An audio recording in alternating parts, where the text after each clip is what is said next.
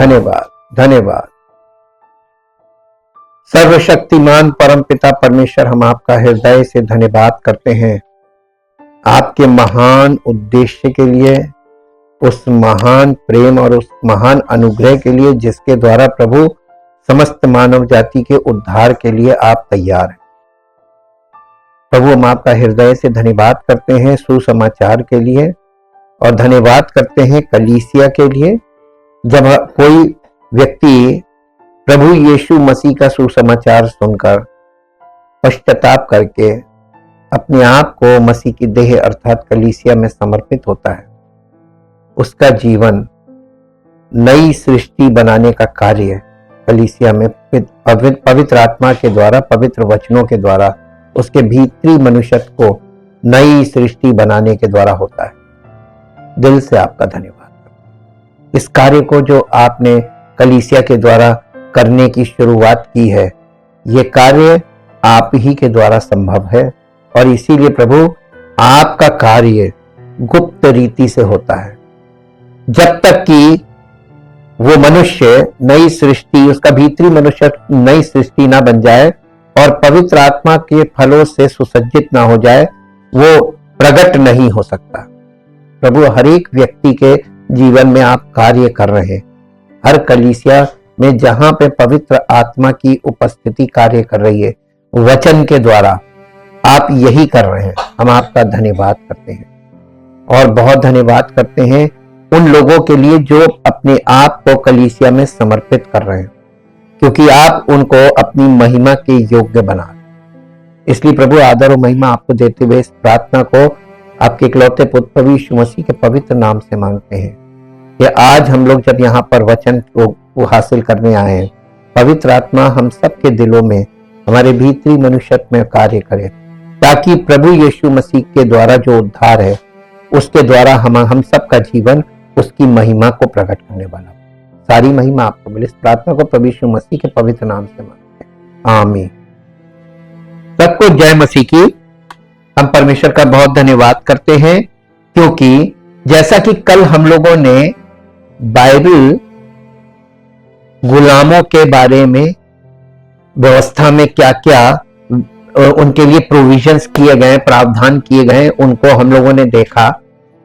अक्सर लोग ये प्रश्न उठाते हैं कि परमेश्वर यानी बाइबल और बाइबल का परमेश्वर गुलामी प्रथा को कंडेम क्यों नहीं करता, इसकी निंदा क्यों नहीं करता। इस विषय को बाइबल से ही आपको समझ में आना चाहिए। परमेश्वर इस चीज को कंडेम इसलिए नहीं करता क्योंकि परमेश्वर का काम कंडेम करना नहीं है। परमेश्वर का काम उस मसले को हल करना है। परमेश्वर ने लोगों को गुलामी में जाने की अनुमति नहीं दी है।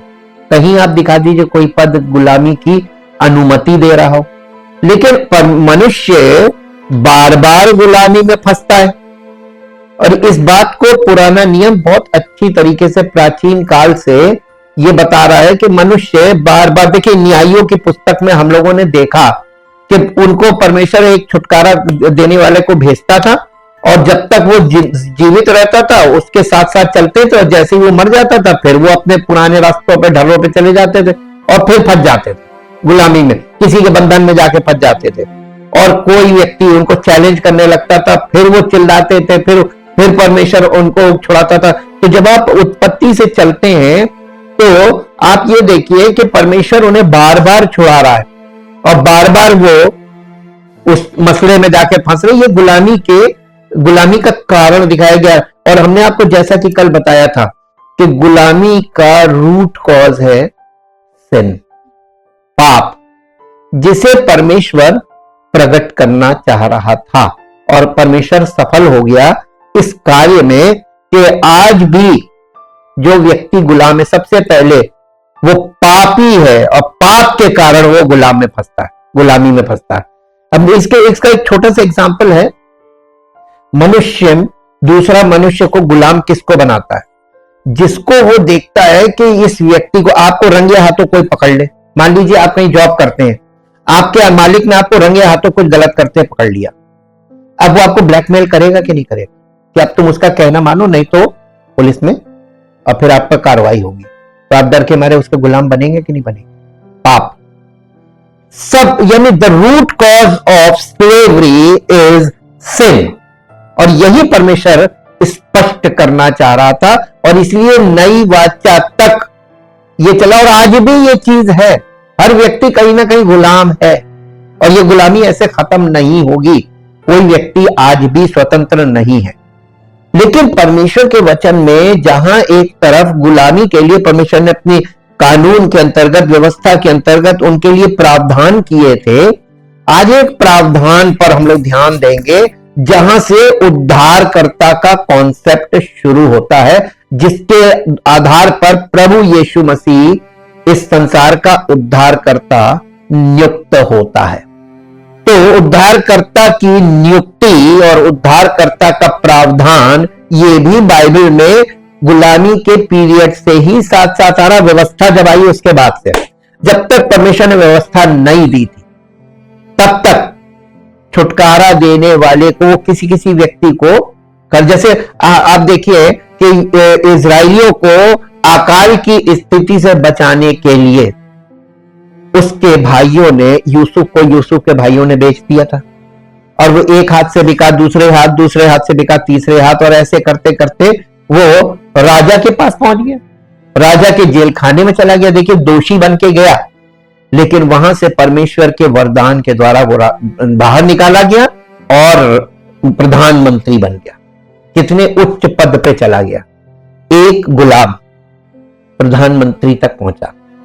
ये देखिए, अब गुलामी प्रथा में लोगों की उन्नति भी तो हुई थी, हम लोग सिर्फ गुलामी देख रहे हैं, और उस गुलामी में कितनी उन्नति हो रही है। हमारा देश लगभग 200 वर्ष गुलाम रहा अंग्रेजों।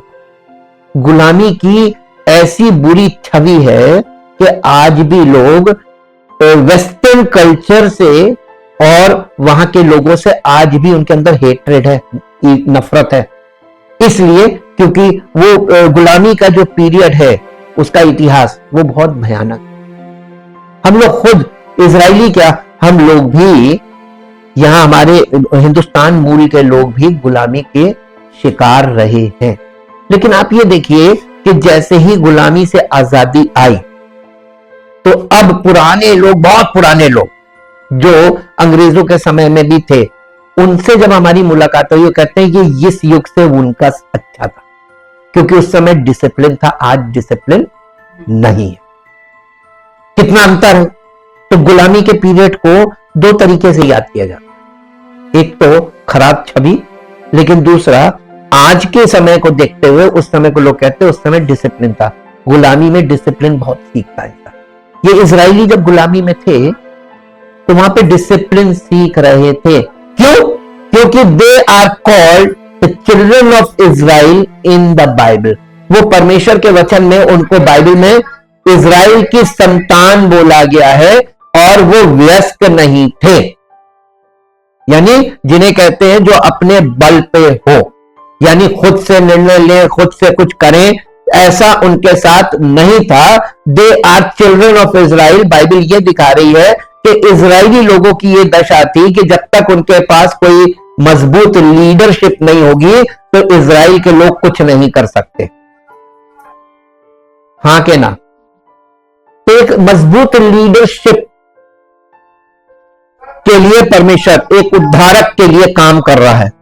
पुरानी वाचा के अंतर्गत परमेश्वर पूरी तरीके से एक विषय पर केंद्रित होकर काम कर रहा है। आज आप जो मसीही लोग हैं उनसे पूछिए प्रभु यीशु मसीह उद्धार करता कैसे है और आपका उससे कैसे संबंध हुआ, कोई नहीं बता पाएगा, क्योंकि किसी को यह सत्य नहीं मालूम। और जब तक फाउंडेशनल पार्ट नहीं है आपके जीवन में, तो आप कौन से मसीही हैं? कहां से आप कनेक्ट हो गए? कल्पना से? काल्पनिक विश्वासी देखे आपने, आजकल के मैक्सिमम मसीही विश्वासी काल्पनिक हैं, वास्तविक नहीं है। वास्तविक वो होते हैं जिन्हें अपना इतिहास पता होता है। आज देखिए, हम लोग इसी विषय पर एक अवलोकन करने जा रहे हैं। कल हम लोगों ने पढ़ा था ना कि अगर कोई गुलामी में फंस जाए तो वहां पर एक कॉन्सेप्ट रखा गया कि उसका निकट कुटुंबी उसको छुड़ा सकता है ना। इसको इंग्लिश में बोलते हैं किंग्समैन रिडीमर। Kingsman Redeemer. देखिए आप बैंक में हर जगह आजकल प्रॉपर्टी में हर जगह वहां पर उसमें वो डलवाते हैं ना नॉमिनी। नॉमिनी क्यों डलवाया जाता है? कि आपकी इस संपत्ति का उत्तराधिकारी कौन हो सकता है। ठीक, प्रभु यीशु मसीह की एज ए नॉमिनी व्यवस्था में आ रहा है। उस नॉमिनेशन को आज हम लोग चेक करेंगे, आपको पता चल जाएगा अच्छा परमेश्वर के वचन में इतना सब कुछ है जो आज तक लोगों को पता नहीं चल रहा। पवित्र आत्मा के बिना ये चीजें स्पष्ट नहीं होती। Kingsman Redeemer. देखिए हम लोग क्रिसमस टाइम में गाना गाते हैं, माई रिडीमर लिव्स, माई रिडीमर लिव्स। रिडीमर वर्ड बार बार आता है। ये रिडीमर का मतलब होता है छुड़ाने वाला, जिसे हम सेवियर या उद्धारकर्ता कहते हैं, डिलीवरर भी बोलते हैं, रिडीमर भी बोलते हैं। और किंग्समैन का मतलब होता है निकट कुटुंबी। ये अब देखिए इसको ज्यादा शुद्ध हिंदी में जाएंगे तो इसको कहते हैं स्वजन उद्धारकर्ता। और ये किंग्समैन रिडीमर, ये स्वजन उद्धारकर्ता, ये इसका मतलब क्या है? आज हम लोग इस पे थोड़ा सा अध्ययन और मनन करेंगे। परिजन उद्धारकर्ता भी कहते हैं, परिजन उद्धारकर्ता या स्वजन उद्धारकर्ता। ये शब्द जो है दो शब्दों का कॉम्बिनेशन है, यानी दो शब्दों से मिलकर बना है। किंग्समैन शब्द का मूल वही है जिसे हम आज निकटतम परिजन कहते हैं या निकट कुटुंबी कहते हैं। यह खास तौर पर विरासत से जुड़े दस्तावेजों में देखा जाता है। जब आप किसी रजिस्ट्री वगैरह में तो उसमें उसका नाम दर्ज होता है कि कौन इसका उत्तराधिकारी है। और वो उत्तराधिकारी हो सकता है इमेच्योर हो, लेकिन वो इमेच्योर है तो वो उसकी वैल्यू नहीं होती। उसकी वैल्यू कब होती है? जब वो फुली मैच्योर होता है। हाँ के ना? अब आप देखिए मेरे साथ एक पद निकालिए जो आपको मिलेगा गलातियों की पत्री 4 अध्याय, उसका पहला पद पढ़ दीजिए हिंदी और इंग्लिश दोनों में। गलातियों की पत्री उसका पहला अध्याय 4 अध्याय और उसका पहला पद। Galatians chapter 4 verse 1। पहले हिंदी में फिर इंग्लिश में। मैं ये कहता हूं कि वारिस जब तक बालक है, हालांकि वो सब वस्तुओं का स्वामी है, तो भी उसमें दास का मतलब गुलाम। उसमें और गुलाम में कोई अंतर, क्योंकि वो नाबालिग है। तो नाबालिग बच्चे को कोई भी वश में कर लेगा, सारी प्रॉपर्टी किसके वश में रहेगी? उसके वश में चली जाएगी। तो वारिस जब तक नाबालिग है तब तक उसमें और दास में या गुलाम में कोई अंतर नहीं। बस इसको इंग्लिश में पढ़ दीजिए। गलेशियन chapter 4 verse 1। Now what I mean is that as long as the inheritor here heir is a child and under age, he does not differ from a slave। अब ये देखिए इजरायली लोग स्पिरिचुअली, इजरायलियों को वहां पे क्या दिखाया जा रहा है? इमेच्योर। क्योंकि उनके लिए जो शब्द इस्तेमाल किया जा रहा है इजराइल की संतान। इजराइल की संतान का मतलब ये स्पिरिचुअली इमेच्योर लोग दिखाए जा रहे थे, जो परमेश्वर के बच्चे तो थे, लेकिन इनसे ये इतना बड़ा राष्ट्र इजरायलियों का, परमेश्वर के बच्चों का, लेकिन इनको चैलेंज कर रही हैं बड़ी बड़ी शक्तियां संसार में। आपने देखा? नहीं देखा तो आप देखिए बाइबल क्या दिखा रही है। और ये बेचारे डरने कांपने लगते थे, हर जगह सरेंडर कर देते थे, उनके कब्जे में चले जाते। कौन छुड़ाता था? क्यों छुड़ाता था? नहीं, कोई रिलेशन तो होगा ना इनका परमेश्वर के साथ। वाचा भूल जाते हैं आप। परमेश्वर ने अब्राहम से क्या वाचा बांधी थी? मैं तेरे वंश को हमेशा नहीं, हमेशा छुड़ाता रहूंगा और उनको एक ऐसा देश, उनकी अपनी भूमि दूंगा और कोई उनको वहां से नहीं निकाल पाएगा। परमेश्वर वायदे में सच्चा निकला, यही बाइबल दिखा रही है। और स्पिरिचुअली इमेच्योर आज जो कलीसिया में लोग हैं, इनके लिए एक बिग मैसेज है कि तुम्हारी दुआ, तुम्हारी हरकतें जो तुम करते हो ना, कि अपनी धार्मिकता दिखा रहे हो, हमने ये किया तो परमेश्वर ने ये किया, ये भूल जाओ। तुम्हारे कुछ करने से वो काम नहीं कर रहा है, वो वाचा के अंतर्गत जो लोग हैं उनके लिए काम करता है। और अगर तुम उस वाचा के अंतर्गत हो तो परमेश्वर, तुम कुछ भी नहीं करोगे, परमेश्वर हमेशा तुम्हें बचाएगा और तुम्हें सब कुछ पालन पोषण करेगा, सब चीजें प्रोवाइड करेगा। इसीलिए प्रभु यीशु मसीह ने कहा था, पहले परमेश्वर के राज्य और परमेश्वर की धार्मिकता की खोज करो, तो बाकी सब भौतिक आवश्यकताएं वो तुम्हारी पूरी करने लगेगा और तुम्हें हमेशा बचाएगा। कोई तुमसे जीत नहीं सकता। अब बताइए, इतने महान परमेश्वर के बच्चे इमेच्योरिटी के कारण बार बार फंस रहे थे। यहां से हमको कॉन्सेप्ट मिलता है कि हम पीछे जाकर देखें कि परमेश्वर कैसे एक तैयारी के साथ आगे बढ़ रहा था। किंसमैन शब्द का मूल वही है जो आज हम निकटतम परिजन कहते हैं। यह खास तौर पर विरासत से जुड़े दस्तावेजों में देखा जाता है, जैसे बैंक विवरण में। इसमें आपके सबसे करीबी जीवित रक्त संबंधी या किसी निवेश के लाभार्थी के बारे में जानकारी की आवश्यकता होती है, तो वहां पर उसकी डिटेल होती है ना। रिडीमर वो व्यक्ति होता है जो किसी संपत्ति या किसी व्यक्ति को, किसी दूसरे को बेची गई संपत्ति को वापस खरीदता है या उसका कब्जा वापस लेता है। आमतौर पर रिडीमर कीमत चुकाता है या वापस मिलने वाली संपत्ति के बराबर मूल्य की दूसरी संपत्ति देता है।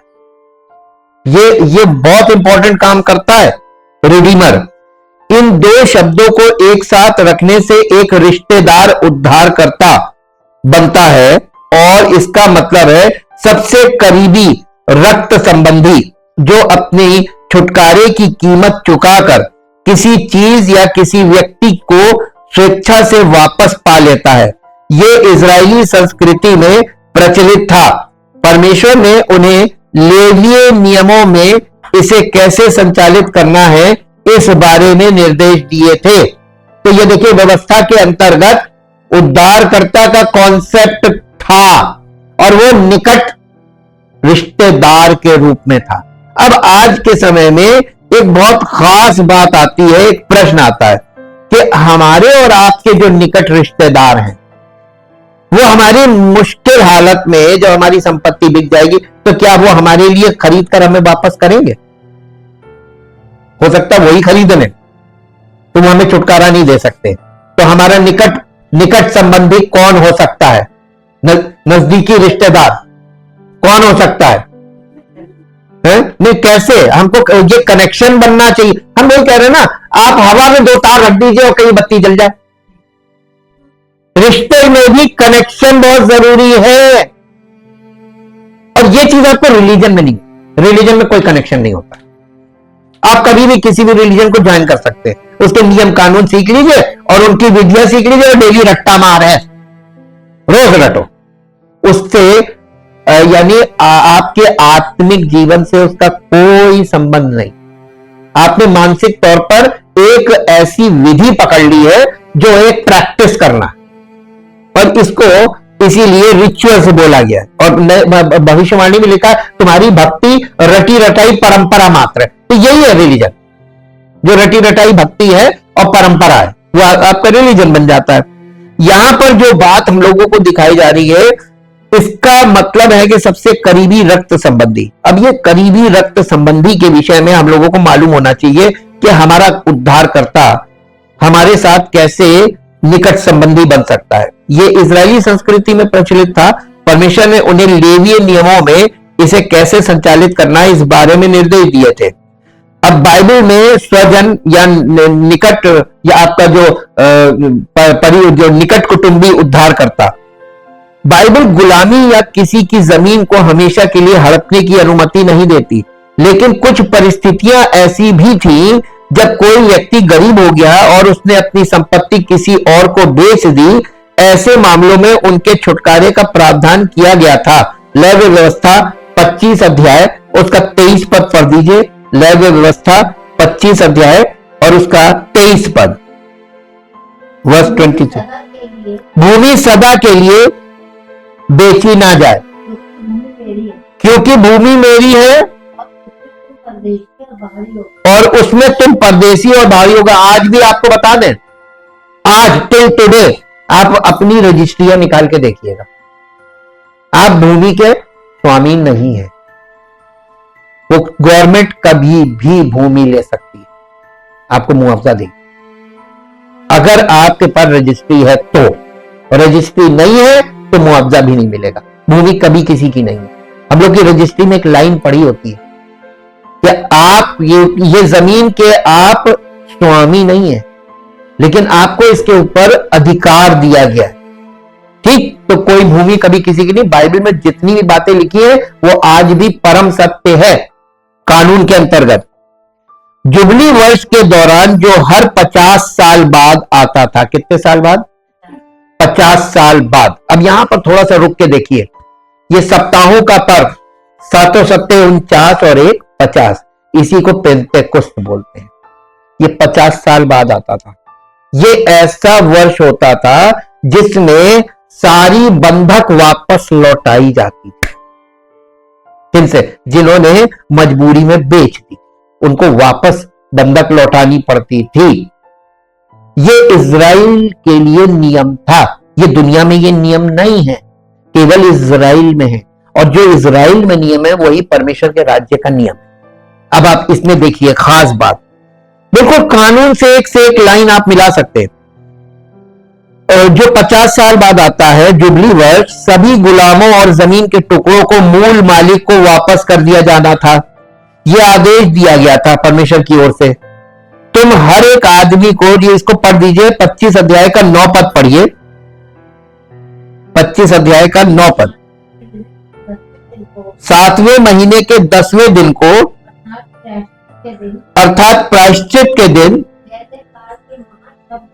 जय जयकार के महाशब्द का नरसिंगा अपने सारे देश में सब कहीं फुकवाना, और उस 50वें वर्ष को पवित्र मानना, और देश के सारे निवासियों के लिए छुटकारे का प्रचार करना। वो वर्ष तुम्हारे यहां जुबली कहलाए, उसमें तुम अपनी निज भूमि और अपने अपने घराने में लौटने पाओगे। अब आप यहां पे देखिए परमेश्वर व्यवस्था में क्या चीज लेके चल रहा था। अब इसी के साथ साथ एकदम एट द पैरेलल भजन सही यशाया नबी की पुस्तक और उसका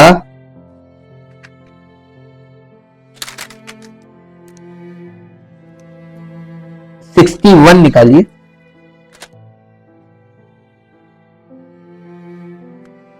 चैप्टर 61, उसके ऊपर हेडिंग देखिए क्या लिखी है, उद्धार का। इसी को सुसमाचार कहते हैं, इसी को गॉस्पेल कहते हैं। और ये प्रभु यहोवा का आत्मा मुझ पर है, क्योंकि यहोवा ने सुसमाचार सुनाने के लिए मेरा अभिषेक किया और मुझे इसलिए भेजा है कि खेदित मन के लोगों को शांति दूं, कि बंदियों के लिए स्वतंत्रता का और कैदियों के लिए छुटकारे का प्रचार करूं, कि यहोवा के प्रसन्न रहने के वर्ष का और हमारे परमेश्वर के पलटा लेने के दिन का प्रचार करूं, कि सब विलाप करने वालों को शांति दूं। ये किसके विषय में लिखा? प्रभु यीशु मसीह के विषय में। जब प्रभु यीशु मसीह आया तो उसने ये सबत के दिन इस पद को खोल के वहां पे पढ़ा सबके सामने आराधनालय में, और उसने कहा ये जो भविष्यवाणी है ये आज आप सबके सामने पूरी हो गई। यीशु मसीह ने डिक्लेयर कर दिया था कि मैं ही वो व्यक्ति हूं और मैं इसीलिए आया हूं। अब पेंतेकुस्त से पहले की बात है ये यीशु मसीह ने उद्धार के शुभ संदेश के बारे में बात की जो यीशु मसीह पूरा करने आया था। क्रूस पर उसने क्या कहा? लास्ट वर्ड, पूरा हुआ। उद्धार का वो कार्य जिसे मैं करने आया था पूरा हुआ, दैट्स ऑल, खत्म। उसके बाद ग्रेव सील, उसके बाद उस ग्रेव को तोड़कर उसको निकाला गया और वो जी उठा। केवल परमेश्वर के ओर से चुने हुए नियुक्त लोगों ने उसे जी उठने की दशा में उसको देखा और उसकी इस बात के इस आई विटनेस हो गए। इसके बाद कलीसिया की शुरुआत हो रही है 50वें दिन से। देखिए यीशु मसीह का जो क्रूसीफिक्शन है फसह के पर्व से है। फसह का पर्व क्रूसीफिक्शन एक दिन का, उसके बाद उसका दफनाया जाना, और ये फिर आपका यीशु मसीह के स्वर्गारोहण तक का समय, इधर फिर 40 दिन का पीरियड आता है, और इसके बाद पेंतेकोस्त के दिन 50वें दिन पवित्र आत्मा को। तो देखिए वो सारे पर्व कंप्लीट हो गए फसह से लेकर पेंतेकोस्त तक। यीशु मसीह ने इस पर्व के समय में असली काम कर दिया, और उसके बाद पेंतेकोस्त के दिन से मसीह के वर्ष की शुरुआत होती है। कलीसिया का मतलब है मसीह का वर्ष। अब आज देखिए ईस्वी का मतलब क्या होता है, आप अपने इतिहास में देख लीजिए, बीसी काल, before Christ, AD, anno Domini, the year of the Lord. तो हम लोग कौन से सालों में जी रहे हैं? ये प्रभु का वर्ष है, और संसार के लोग सुनने बैठे हैं, इनको मालूम सबको है, इतिहास में सब दर्ज है, और सब ये तारीखों का इस्तेमाल कर रहे हैं, सबको मालूम है ये ईस्वी चल रहा है, ये बीसी नहीं है, बिफोर क्राइस्ट नहीं है, ये एनो डोमिनी चल रहा है। एनो डोमिनी का मतलब होता है, लैटिन में है, इसका एडी का मतलब एनो डोमिनी लैटिन वर्ड है, इसका मतलब होता है ईयर ऑफ द लॉर्ड। आज आप किसके ये दिन जो आप है, ये इसमें ये किसका वर्ष चल रहा है? प्रभु के प्रसन्न रहने का वर्ष। ये उद्धार के लिए हर व्यक्ति के लिए बहुत आवश्यक समय है, क्योंकि अब ये एडी कंप्लीट होने जा रहा है। ये आपको इतना क्लियर हो गया। अब आप इसके साथ साथ एक पद और निकालिए, ये लेव्य व्यवस्था 25 अध्याय का 25, 26, 27, 28 चार पद पढ़ेंगे। लेव्य व्यवस्था 25 अध्याय का यदि तेरा कोई भाई बंधु कंगाल होकर अपनी निज भूमि में से कुछ बेच डाले, तो उसके कुटुंबियों में से जो सबसे निकट हो वो आकर, नहीं, वो अपने भाई बंधु के बेचे हुए भाग को छुड़ा ले। यदि किसी मनुष्य के लिए कोई छुड़ाने वाला ना हो, और उसके पास इतना धन हो कि आप ही अपने भाग को छुड़ा सके, तो वो उसके बिकने के समय से वर्षों की गिनती करके शेष वर्षों की उपज का दाम उसको, जिसने उसे मोल लिया हो, फेर दे, तब वो अपनी निज भूमि का अधिकारी हो जाए। परंतु यदि उसके पास इतनी पूंजी ना हो कि उसे फिर से अपनी कर सके, तो उसकी बेची हुई भूमि जुबली के वर्ष तक मोल लेने वालों के हाथ में रहे, और जुबली के वर्ष में छूट जाए, तब वो मनुष्य अपनी निज भूमि का फिर अधिकारी हो जाएगा। तो जुबली का वर्ष का मतलब मालूम है? पेंतेकोस्त का दिन, पवित्र आत्मा जब से उतरा है, और वहां से जो समय चल रहा है, ये जुबली का वर्ष है। तो हम लोग सब कौन से वर्ष में जी रहे हैं? जुबली के वर्ष में। अब वहां पर संपत्ति बताई गई है। अब आपको एक और पॉइंट फोकस कराते हैं। बाइबल ये दिखा रही है कि जो गुलाम लोग हैं, इन्हें संपत्ति के रूप में देखा जाता था, क्योंकि गुलाम को खरीदा भी जाता था और बेचा भी जाता था जैसे संपत्ति। तो यहाँ पे ये जो संपत्ति की बात की जा रही है, वो हम और आप है, हमारी जिंदगी है। हम गुलाम बनकर इस संसार में जी रहे हैं, पाप के गुलाम हैं, और हमको कोई निकट कुटुंबी इससे छुड़ा ही नहीं सकता। तो हम एक बिकी हुई वस्तु के रूप में हैं इस संसार में, और लोग हमारा मूल्य लगा के हमको खरीद रहे हैं और बेच रहे हैं, और हम बंधन में हैं। ना हमारी कोई मर्जी है, ना हमारी कोई इच्छा है, ना कुछ। हम जो हमें खरीद लेता है, जिसके बंधन में होते, उसी की मर्जी पूरी कर रहे हैं। तो ये एक पिक्चर दिखाई जा रही है, वो गुलामी जो पाप की गुलामी है, जिसके कारण हम सब लोग आज कई कई चीजों में ट्रैप्ड हैं। ठीक है, अब यहां पर इस चीज को क्लियर करा। लेकिन किसी को रिहा होने के लिए जुबली के साल का इंतजार नहीं करना पड़ता था। जुबली से पहले भी दिया होना संभव था, अगर उसके भाइयों में से कोई उसका कोई करीबी रिश्तेदार उसे छुटकारे की कीमत देकर छुड़ा सकता था। तो ये जो 25 अध्याय लय व्यवस्था 25 अध्याय उसका 48 और 49 पद पढ़िए। 48 पद 48 और 49 49। तो उसके बिक जाने के बाद वो फिर छुड़ाया जा सकता है। उसके भाइयों में से कोई उसको छुड़ा सकता है, या उसका चाचा या चचेरा भाई तथा उसके कुल का कोई भी निकट कुटुंबी उसको छुड़ा सकता है। या यदि वो धनी हो जाए तो वो आप ही अपने को छुड़ा सकता है। अब देखिए यहां पर देखिए लिखा ना, अभी इसका 51 वर्ष भी पढ़ दीजिए। यदि जुबली के वर्ष के बहुत वर्ष रह जाएं, तो जितने रुपयों से वो मोल लिया गया हो उनमें से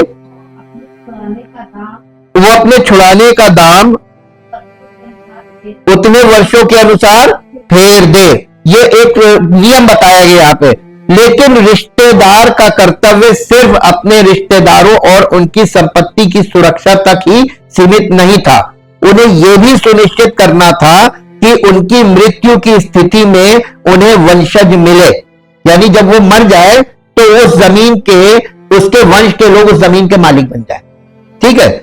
यदि कोई व्यक्ति बिना संतान के मर जाता था पुराने नियम में वहां पर, तो उसके भाई से यह अपेक्षा की जाती थी कि वो उसकी पत्नी से विवाह करे, ताकि उसकी पत्नी से उत्पन्न प्रथम संतान के कारण मरने वाले व्यक्ति का नाम बना रहे। व्यवस्था विवरण 25 अध्याय, व्यवस्था विवरण 25 अध्याय और उसका 5 और 6 पद। जब कई भाई संग रहते हो और उनमें से एक बिना पुत्र के मर जाए, तो उसकी स्त्री का विवाह परगोत्री से ना किया जाए। उसके पति का भाई उसके पास आकर उसे अपनी पत्नी कर ले और उससे पति के भाई का धर्म पालन करे, और जो पहला बेटा उस स्त्री से उत्पन्न हो वो उस मरे हुए भाई के नाम का ठहरे, जिससे कि उसका नाम इजराइल में से मिट ना जाए। ये देखिए ये विधि थी। अब इसी बात को आप नए नियम में लेंगे तो यीशु मसीह से उन्होंने कहा कि एक स्त्री के 7 पति हुए और 7 मर गए और किसी से भी संतान पैदा नहीं हुई, तो नई सृष्टि में वो किसकी पत्नी कहलाएगी? देखिए कितना घुमा के पूछते थे, ये व्यवस्था का ही सवाल था। उसने कहा नई सृष्टि में ना विवाह होगा और ना वहां पति पत्नी होगा, वहां सब स्वर्गदूतों के समान होंगे। ये स्वर्ग के राज्य की बात है। किंगडम ऑफ हेवन में वहां पति पत्नी वाला रिलेशन नहीं होगा। ठीक, ये फिजिकल रिलेशन है। तो वो लोग फिजिकल बातें कर रहे थे उससे और स्पिरिचुअल बातों को उसको वहां पे थोपना मांग रहे थे। तो यीशु मसीह व्यवस्था को बहुत अच्छी तरीके से समझता था। इन प्रावधानों का उद्देश्य दुख दर्द को कम करना और गरीबी तथा गुलामी को नियंत्रित करना था। साथ ही इसने विधवाओं, गरीबों और अनाथों को आशा दी, उनकी विरासत को सुरक्षित किया और उनके हितों की रक्षा की। यहां एक उदाहरण दिया गया है कि बाइबल के समय में इन सिद्धांतों को कैसे लागू किया जाता था। अब इसको कैसे लागू होता था, इसके लिए आपको एक पुस्तक में चलना पड़ेगा, वो है रूथ की पुस्तक। रूथ और बोअज की एक कहानी है। एक छोटी सी पुस्तक है, बहुत ज्यादा अध्याय उसमें नहीं है, वो आप निकाल लीजिए और वो आपको थोड़ा सा मुश्किल से मिलेगी। रूथ की पुस्तक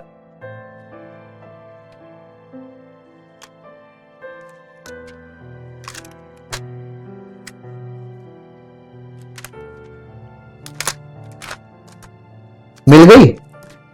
उसका पहला अध्याय,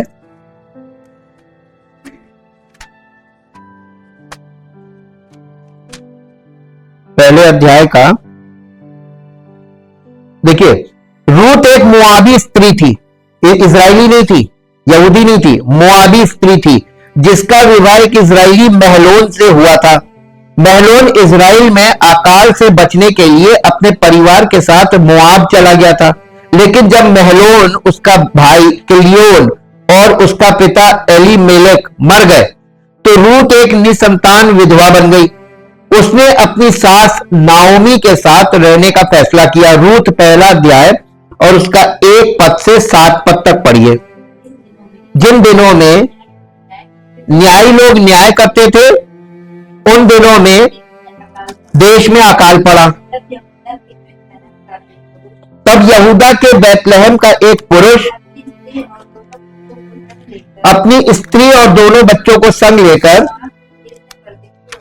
मोआब के देश में परदेशी होकर रहने लगा। उस पुरुष का नाम एलीमेलेक और उसकी पत्नी का नाम नाओमी था, और उसके 2 बेटों के नाम मेलोन और किलियोन थे। वे प्रतापी थे। ये एप्राती थे। एप्राती एक जगह का नाम एप्राती थे, अर्थात यहूदा के बैतलहम के रहने वाले थे। वे मोआब के देश में आकर वहां रहे, और नाओमी का पति एलीमेलेक मर गया, और नाओमी और उसके दोनों पुत्र रह गए।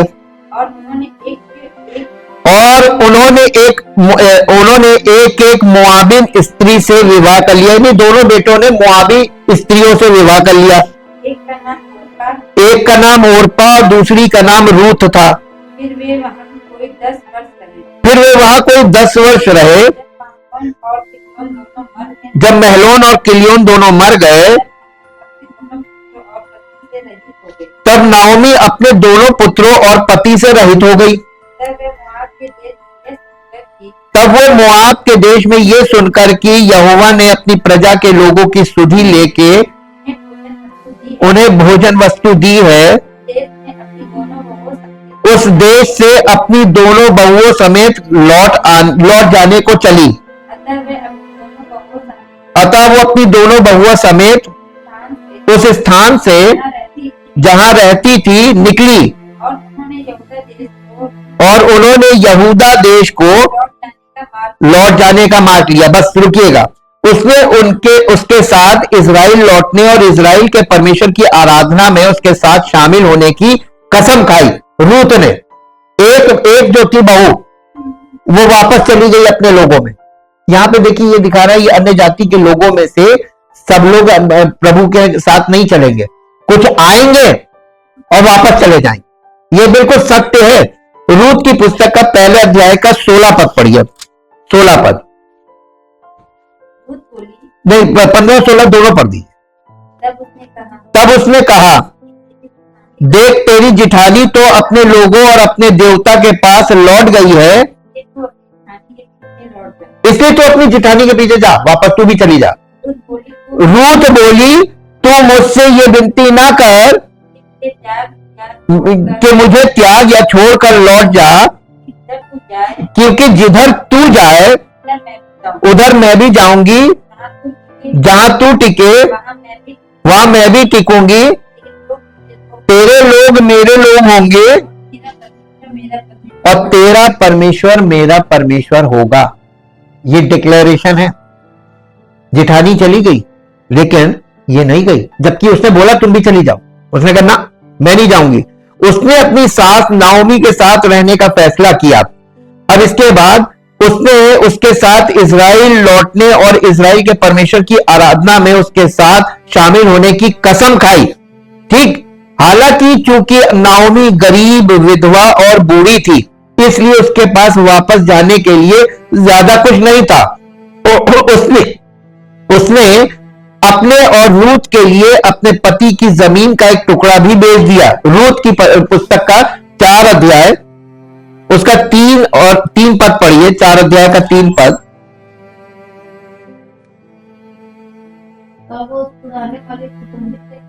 तब वो छुड़ाने वाली कुटुंबी से कहने लगा, नाओमी को जो मोआब देश से लौट आई है,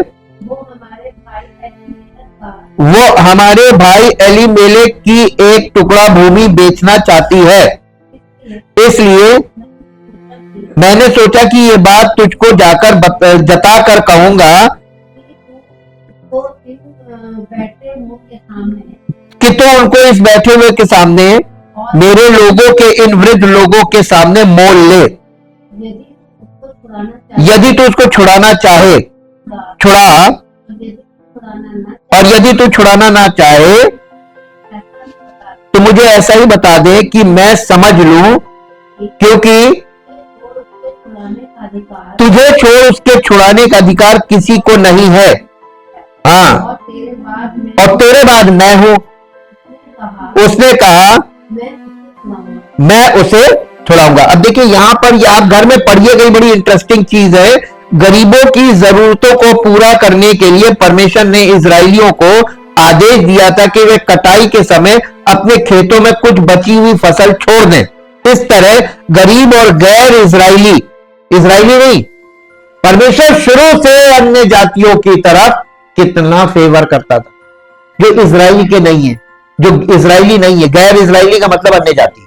ये गैर इजरायलियों के लिए कुछ बची हुई फसल छोड़ दिया करना, ताकि उनका, वो गरीब है और उनके पास नहीं है तो वो इसमें से खाएं।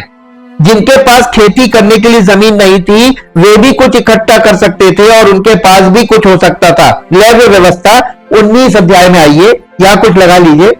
लेवी व्यवस्था 19 अध्याय,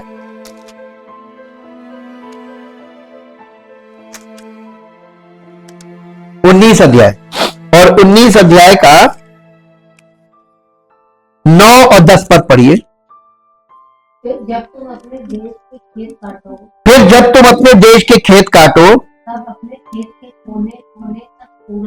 तब अपने खेत के कोने तक पूरा ना काटना। हमारे देश में कैसे कटता है? ऐसे ही कटता ना, कोने कोने सब सफाचट। लेकिन इजरायलियों को परमेश्वर ने मना किया था कि छोड़ देना। हाँ, आगे। और काटे हुए खेत की गिरी और पड़ी बालों को भी ना चुनना, उन्हें छोड़ देना। और ना अपनी दाख की बारी का दाना दाना ना तोड़ लेना। हाँ, जो अंगूर पक के गिर जाते हैं उन्हें भी मत बटोरना, छोड़ देना। उन्हें दीन और परदेशी लोगों के लिए छोड़ देना। मैं पर तुम्हारा, देखिए कितना परमेश्वर कितना आपको उदार बनाता है। पाई पाई का हिसाब मत लेना, इसमें ये वाला भी बात आती है। किसी से कुछ मंगाना तो एकदम नक्के में चवन्नी, यानी उसका 5, 10, 1 पैसे भाई उसमें, अरे कुछ पैसा छोड़ दो, छोड़ दिया करो। ये परमेश्वर ये सिखा रहा था और इसीलिए ये व्यवस्था दी गई थी। एक दिन रूत बाले चुनने गई और सौभाग्य से वो बोअज के खेत में पहुंची, जो उसके सबसे करीबी रिश्तेदारों में से एक था। और जब रूत ने अपनी सास को बताया कि बोअज उसके प्रति कितना दयालु था, तो नाओमी ने सुझाव दिया कि वे उससे उनके लिए एक रिश्तेदार उद्धारकर्ता के कर्तव्यों को पूरा करने के लिए कहे। रूत की पुस्तक में 2 अध्याय में आ जाइए। रूत की पुस्तक उसका 2 अध्याय चैप्टर 2 में आ जाइए। अब चैप्टर 2 में यहां पर देखिए क्या होता है। 2 अध्याय और 2 अध्याय का 20 पद पढ़िए। नौमी ने अपनी बहू से कहा वो यहोवा की ओर से आशीष पाए, क्योंकि उसने ना तो जीवित पर से और ना मरे हुए पर से अपनी करुणा हटाई। फिर नौमी ने उससे कहा, हाँ, ये बोअज का, जिसका नाम बोअज है ना, वो पुरुष तो हमारा एक कुटुंबी है, वरन उनमें से है जिनको हमारी भूमि छुड़ाने का अधिकार है। अरे तुझे सही व्यक्ति मिल गया है, वही हमको छुड़ाएगा। देखिए उद्धारकर्ता की कैसे डेफिनेशन बनती है। हम लोग जबरदस्ती किसी को भी उद्धारकर्ता बना लेते हैं। ये काल्पनिक नहीं है, ये आप उस परमेश्वर के घराने में आ जाते हैं। जब कलीसिया में आओ, परमेश्वर के घराने में जन्म ले लेते हैं, तो ये नियम आपके जीवन में लागू हो जाते हैं स्पिरिचुअली, कि आपको उद्धारकर्ता आपके जीवन में काम करेगा आपको बचाने का। लेकिन याद रखिए, नाओमी के दोनों बेटे मर चुके थे और उसके पति का नाम बचाने के लिए रिश्तेदार उद्धारकर्ता को रूथ से भी शादी करनी पड़ी, क्योंकि वो महलोन की निसंतान पत्नी थी। 3 अध्याय का 1 से 4 पढ़ दीजिए। रूथ 3 अध्याय और उसका 1 से 4। उसकी सास उस नाओमी ने उससे कहा, हे मेरी बेटी, क्या मैं तेरे लिए ठाव ना ढूंढूं कि तेरा भला हो। अब जिसकी दासियों के पास तू थी, क्या वो बोअज हमारा कुटुंबी नहीं है? वो तो आज रात को खलिहान में जौ फटकेगा। तू स्नान कर, तेल लगा और अच्छे वस्त्र पहनकर खलिहान को जा, परंतु जब तक वो पुरुष खा पी ना चुके तब तक अपने को उस पर प्रकट ना करना। और जब वो लेट जाए तब तो उसके लेटने के स्थान को देख लेना। फिर भीतर जाकर उसके पांव उघाड़ के लेट जाना। तब वो तुझे बताएगा कि तुझे क्या करना चाहिए। बस यहाँ पे देखिए, उसने ये बताया, उसकी सास ने बताया कि तुमको करना क्या, विधि क्या होगी। रूथ ने आज्ञा मानी। अब यहाँ पे खास बात क्या चीज आ गई रूथ के लिए? आज्ञा मानी। ठीक, रूथ को आप कलीसिया समझ लीजिए, कलीसिया अन्य जाति है ना, ये रूथ है। रूथ कलीसिया को दिखा रहा है और प्रभु यीशु मसीह कैसे वो हमारे जीवन में उद्धारकर्ता बनता है। उसने आज्ञा मानी और बोअज ने निराश नहीं किया, लेकिन बोअज से ज्यादा उनका एक और करीबी रिश्तेदार था और उसे प्राथमिकता दी जानी चाहिए थी। तो बोअज को यह मालूम था कि इसको मेरा नंबर सेकंड है, इसका जो निकट संबंधी है वो दूसरा है, पहले उसको अवसर मिलना चाहिए था। 3 अध्याय का 7 पद से देखिए, 7 से 17 पद तक।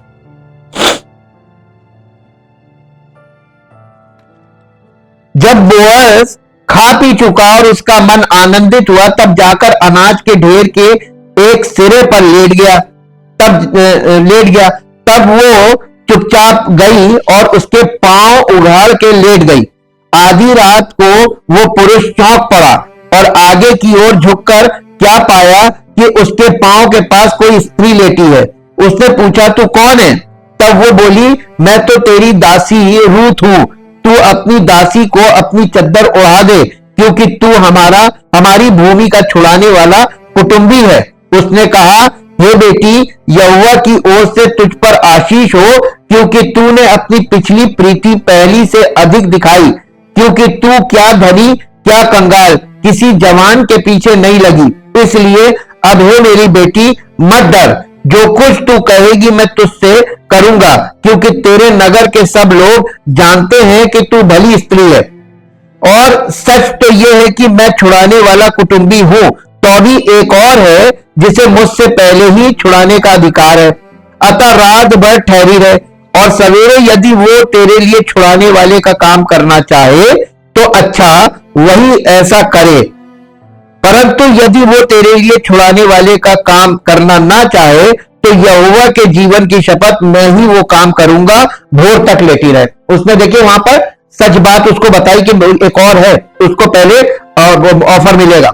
और जब उन्होंने स्पष्ट कर दिया कि उसे इसकी कोई दिलचस्पी नहीं, तो बोअज ने खुशी खुशी एलीमेलेक की जमीन छुड़ा ली और महलोन की पत्नी रूथ से विवाह कर लिया।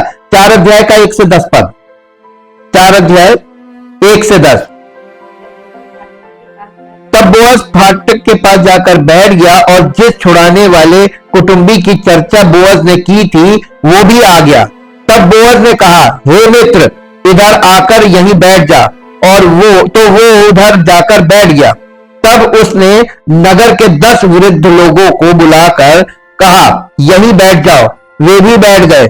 तब वो उस छुड़ाने वाले कुटुंबी से कहने लगा, नाओमी जो बोअज मोआब देश से लौट आई है, वो हमारे भाई एलीमेलेक की एक टुकड़ा भूमि बेचना चाहती है। इसलिए मैंने सोचा कि ये बात तुझको जताकर कहूंगा कि तू उसको इन बैठे हुओं के सामने और मेरे लोगों के इन वृद्ध लोगों के सामने मोल ले।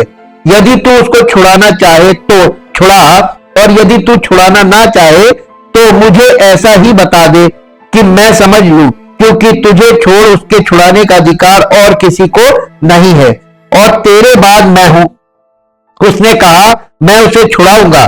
फिर बोअज ने कहा, जब तू उस भूमि को नओमी के हाथ से मोल ले, तब तुझे उसे रूत मोआबिन के हाथ से भी, जो मरे हुए की स्त्री है, इस विचार से मोल लेना पड़ेगा कि मरे हुओं का नाम उसके भाग में स्थिर कर दे।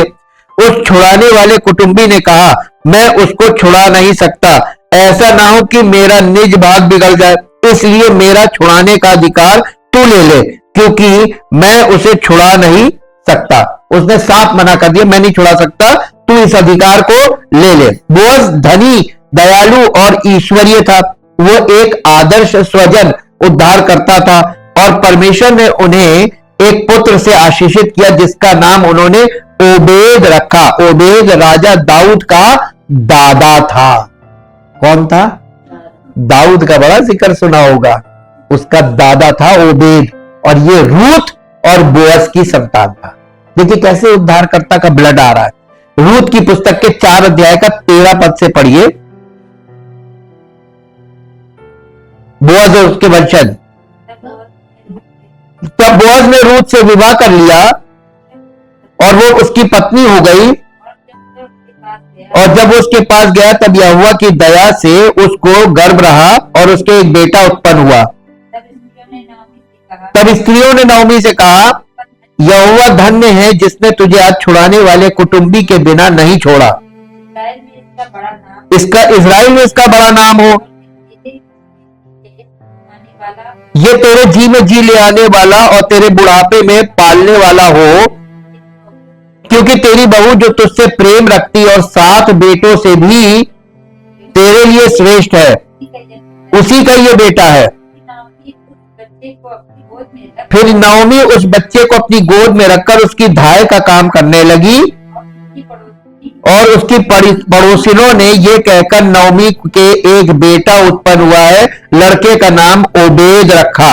यिशै का पिता और दाऊद का दादा वही हुआ। दाऊद के दादा को देखिए कहां से ये वंश आ रहा है, दाऊद का वंश। ये तो अब देखिए, ये कहानी और एक रिश्तेदार द्वारा छुटकारे के सिद्धांत हम पापियों के लिए यीशु के छुटकारे के कार्य का एक उदाहरण है।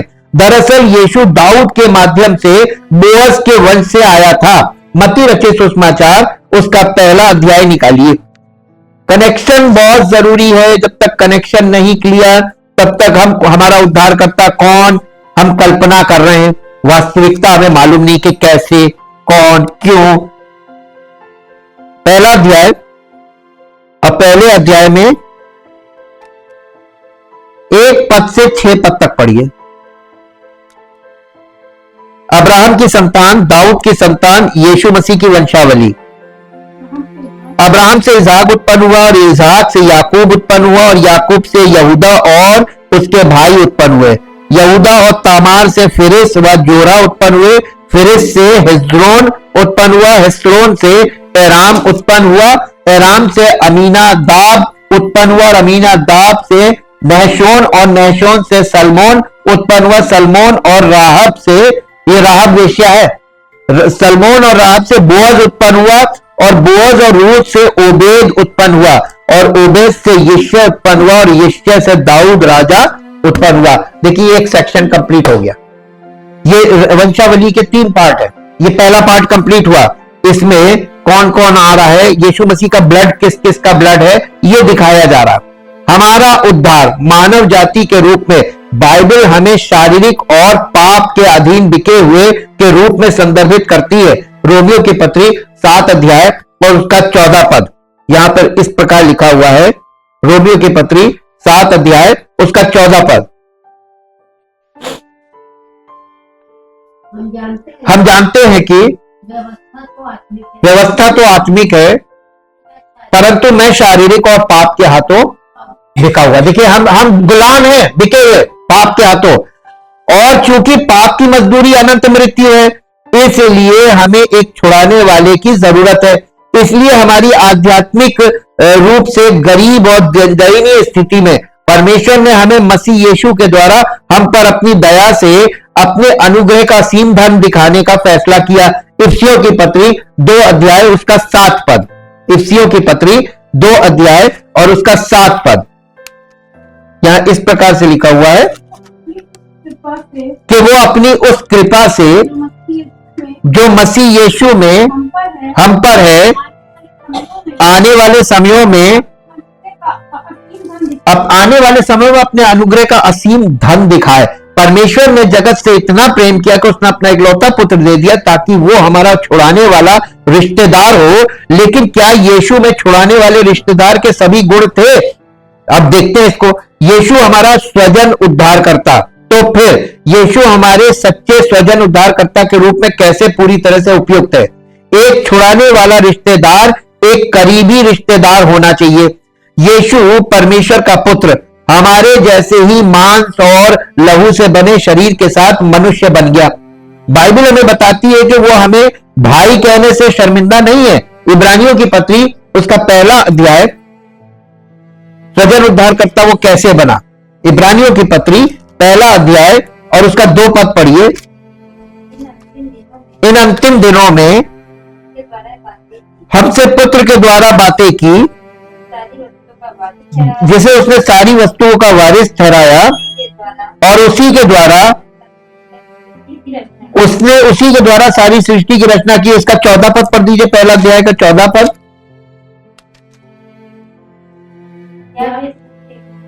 क्या वे सेवा टहल करने वाली आत्माएं नहीं जो उद्धार पाने वालों के लिए सेवा करने को भेजी जाती हैं? अब इसके बाद यीशु ने दिखाया कि वो हमें अपने और परमेश्वर के इतने करीब लाता है कि हम परमेश्वर की संतान कहला सकते हैं और हम उसके साथ सहवारिस हैं। ये निकाल लीजिए 1 यूहन्ना 3 अध्याय। 1 यूहन्ना 3 अध्याय 3 अध्याय और 3 अध्याय का 1 यूहन्ना 3 अध्याय ये 1 पद। देखो पिता ने हमसे कैसा प्रेम किया है कि हम परमेश्वर की संतान कहलाएं, और हम हैं भी। इस कारण संसार हमें नहीं जानता क्योंकि उसने उसे भी नहीं जाना। रोमियो की पत्री 8 अध्याय, रोमियो की पत्री 8 अध्याय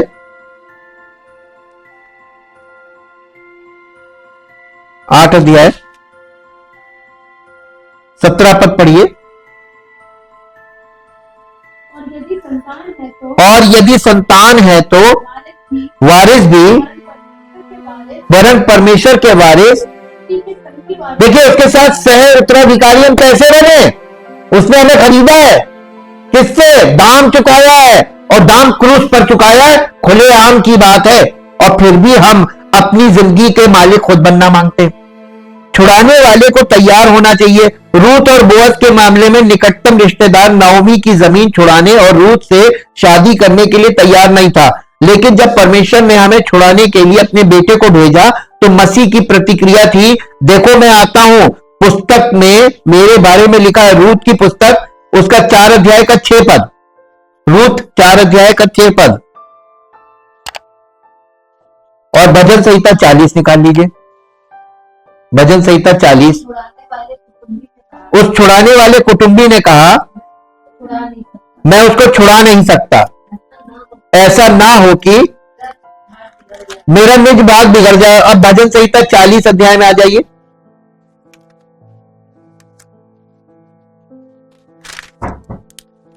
अध्याय 40 चैप्टर 40 और वर्स 6। मेल बलि और अन्न बलि से तू प्रसन्न नहीं होता। तूने मेरे कान खोद कर खोले हैं। होम बलि और पाप बलि तूने नहीं चाहा। तब मैंने कहा, देख मैं आया हूं, क्योंकि पुस्तक में मेरे विषय में ऐसा ही लिखा हुआ है। ये यीशु मसीह इसीलिए आया क्योंकि पुस्तक में लिखा हुआ था कि वो आएगा और सबको छुड़ाएगा। यीशु ने कहा, हे मेरे परमेश्वर, मैं तेरी इच्छा पूरी करने से प्रसन्न हूं और वो स्वेच्छा से हमें छुड़ाने के लिए आया। भजन संहिता 40 अध्याय का 7वां पद पढ़ दीजिए। तब मैंने कहा, देख मैं आया हूं, क्योंकि पुस्तक में मेरे विषय में ऐसा ही लिखा हुआ है। हे मेरे परमेश्वर, मैं तेरी इच्छा पूरी करने से प्रसन्न हूं और तेरी व्यवस्था मेरे अंतःकरण में बसी है। वही छुड़ा सकता था, क्योंकि व्यवस्था उसके अंतःकरण में बसी हुई थी। व्यवस्था छुड़ाने वाले रिश्तेदार को इतना अमीर होना पड़ता था कि वो छुड़ाने की कीमत चुका सके।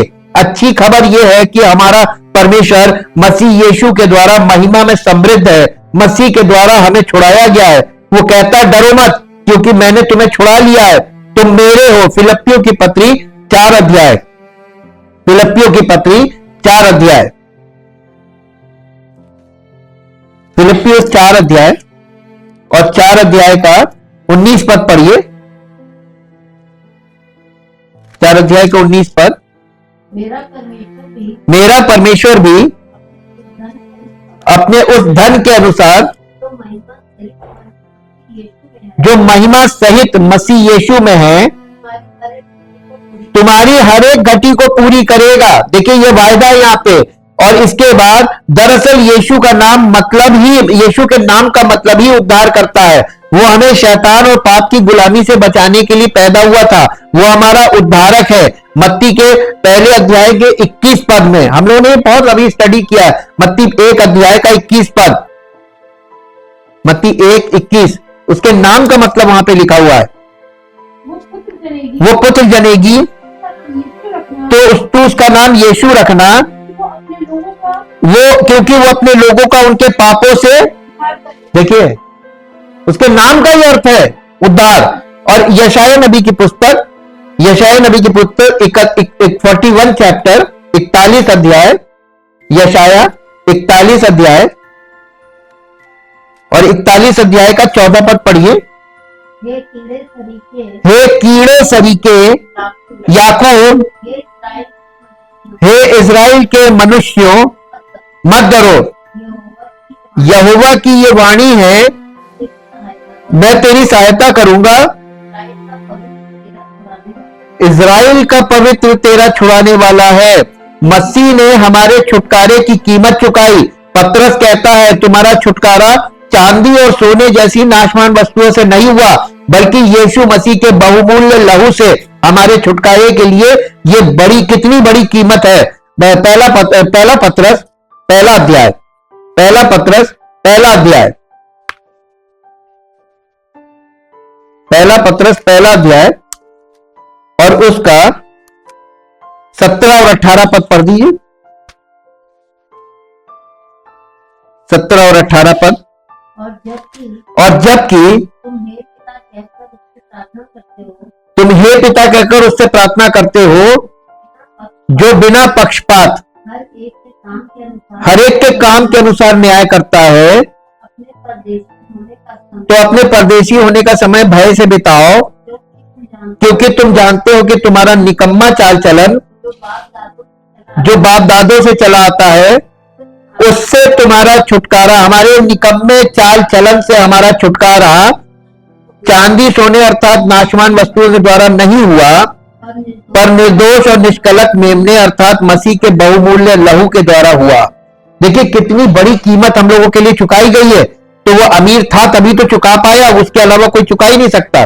क्योंकि पाप की मजदूरी मृत्यु है, इसलिए यीशु ने हमारे लिए अपना कर्ज चुकाने के लिए अपनी जान दे दी। उसने हर एक मनुष्य के लिए मृत्यु का स्वाद चखा और अपने आप को सबके लिए छुड़ौती के रूप में दे दिया।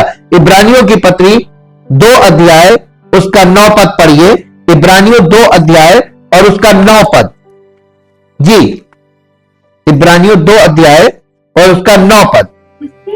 जिसके लिए मैं कुकर्मी के समान दुख उठाता हूं, यहां तक कि कैदी भी हूं, परंतु नहीं, ये कहां पढ़ रहे हैं? इब्रानियों की पत्री 2 अध्याय, इब्रानियों की पत्री 2 अध्याय का 9 पद। पर हम यीशु को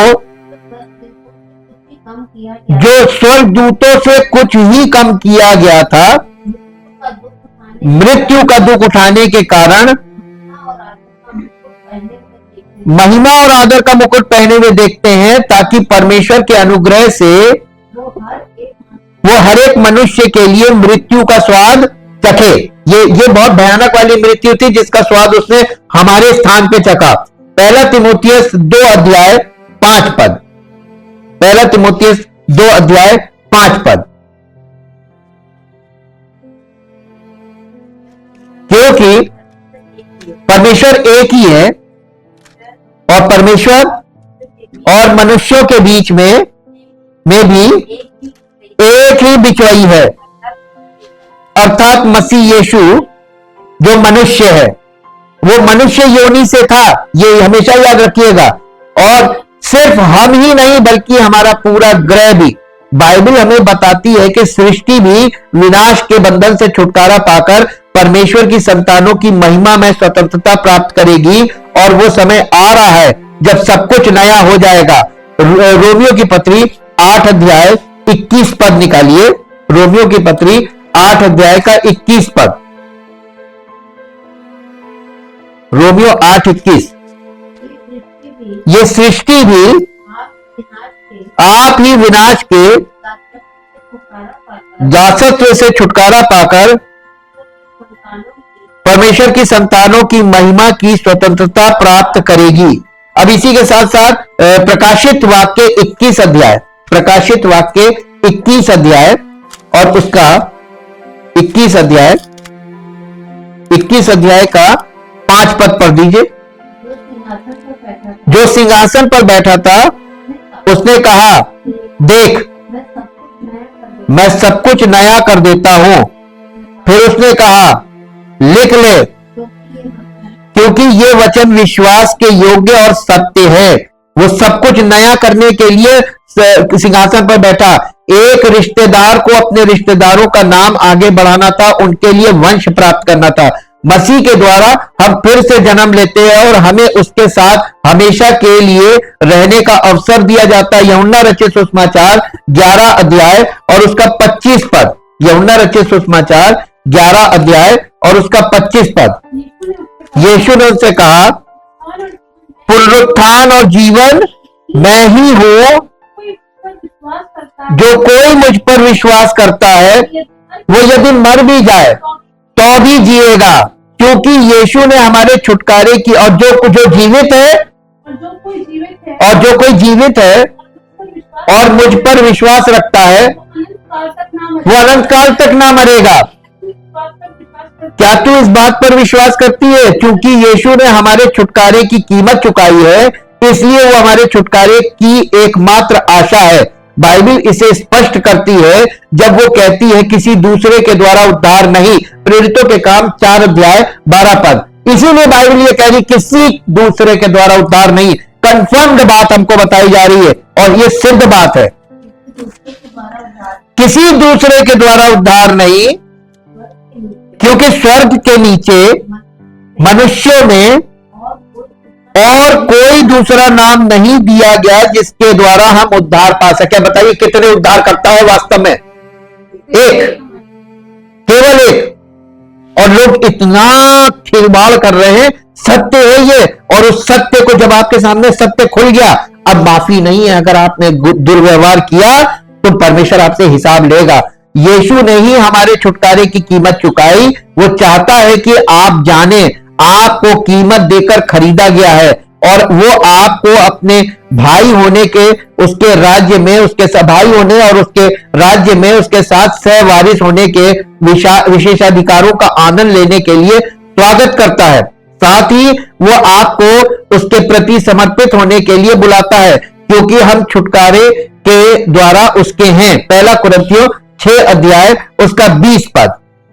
पहला कुरिन्थियों, क्योंकि तुम दाम देकर मोल लिए गए हो, इसलिए अपनी देह के द्वारा परमेश्वर की महिमा करो। यह हमारे लिए फर्ज है, उचित है और लॉफुल है।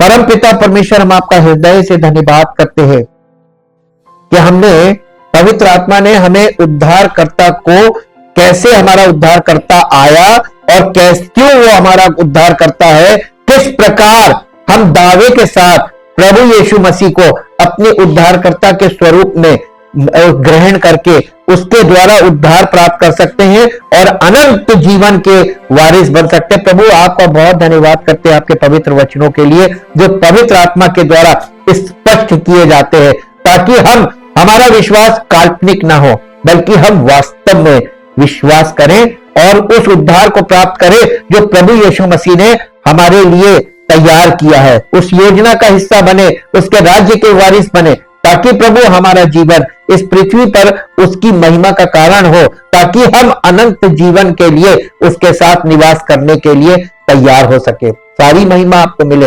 हम धन्यवाद करते प्रभु। इस प्रार्थना को प्रभु यीशु मसीह के पवित्र नाम से मांगते हैं, आमीन। Praise the Lord.